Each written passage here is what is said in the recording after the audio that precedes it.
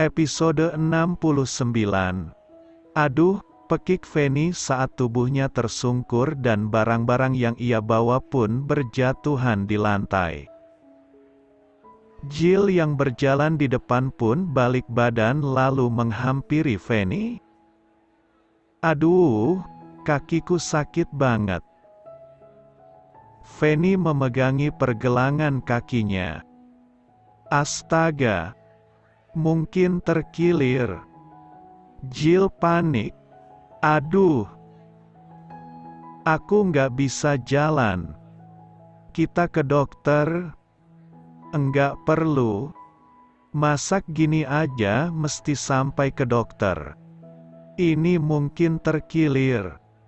Kita balik ke kamar lagi aja. Ya? Jill akhirnya mengangguk.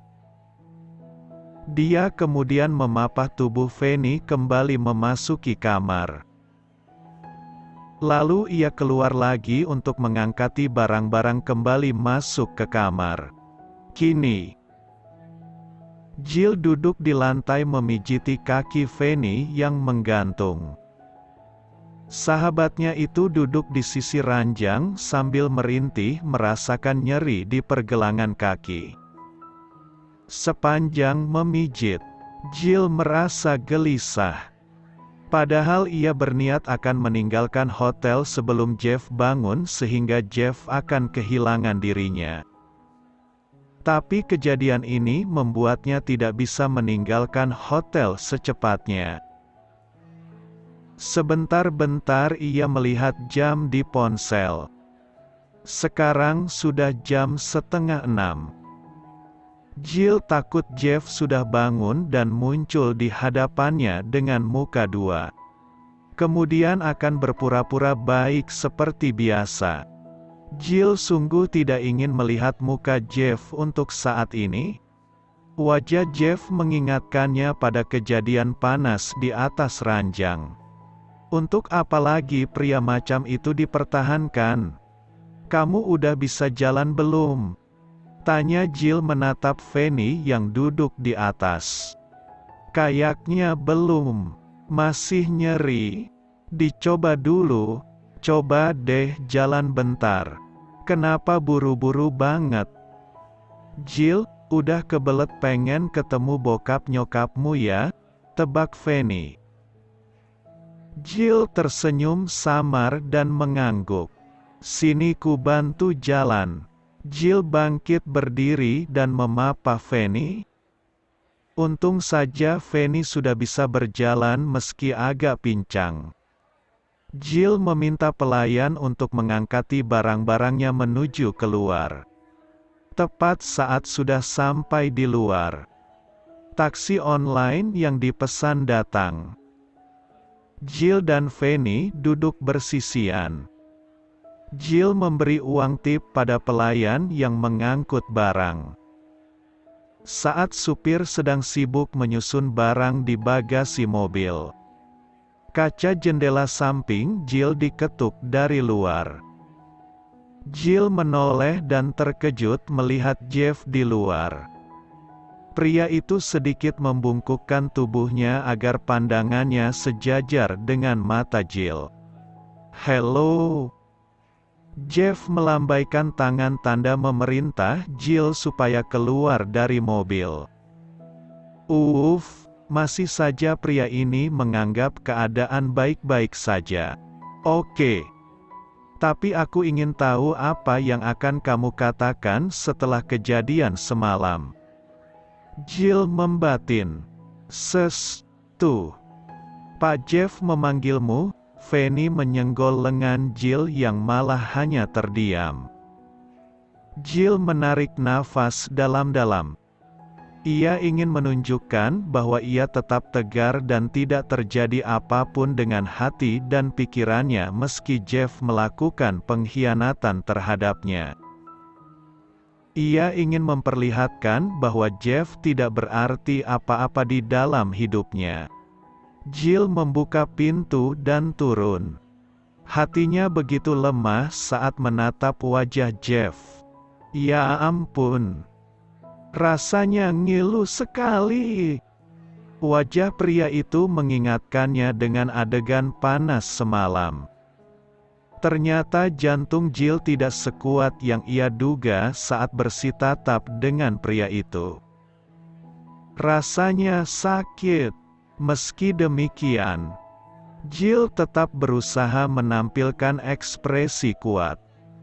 Aku kan sudah bilang agar kamu dan Fanny menunggu sampai supirku datang menjemput. Kenapa kamu pergi? Bahkan tidak bilang terlebih dahulu denganku? Tetap stay di sini, tegas Jeff dengan sorot tajam memerintah. Dia bahkan bersikap seakan tidak terjadi apa-apa. Dia pikir aku tidak tahu kejadian menjijikkan itu. Jill membatin geram.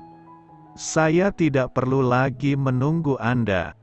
Saya bisa pulang sendiri.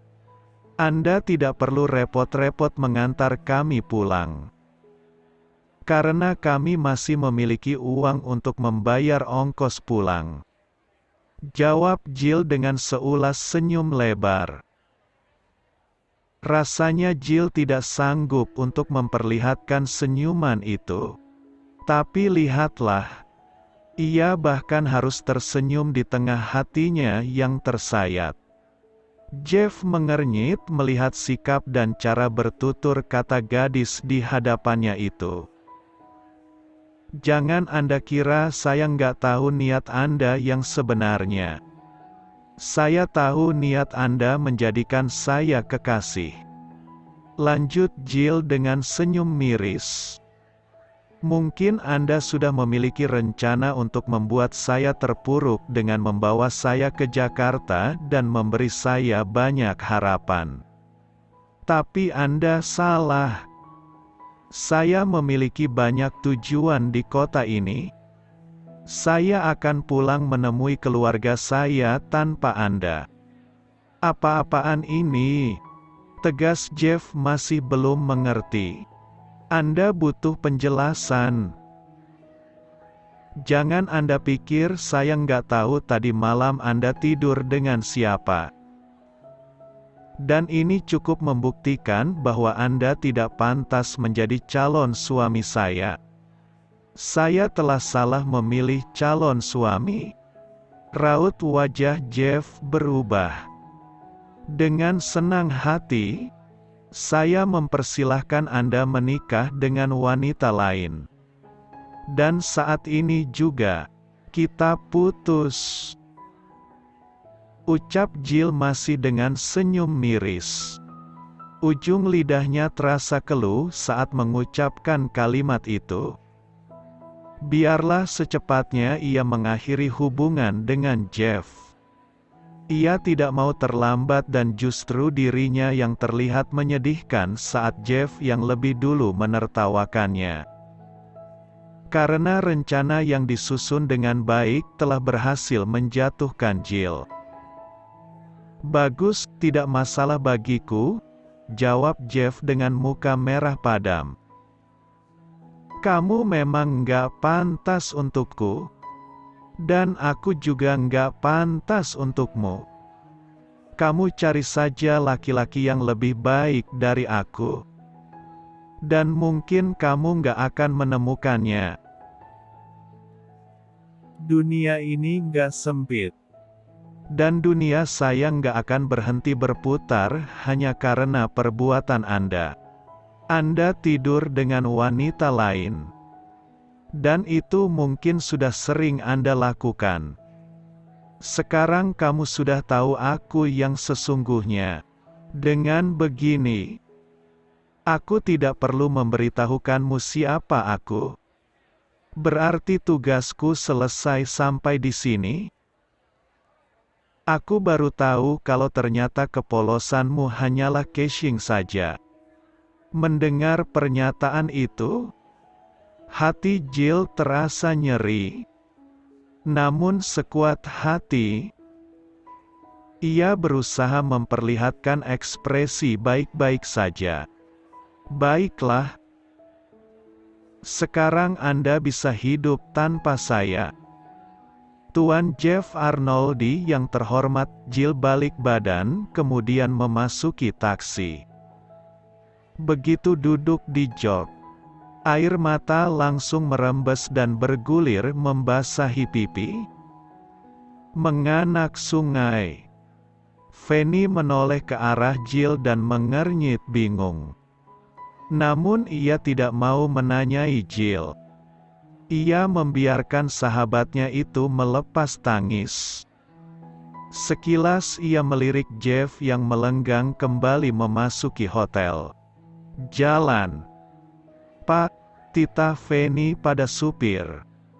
Taksi melaju. Sepanjang perjalanan, Fanny tidak bertanya apapun pada Jill.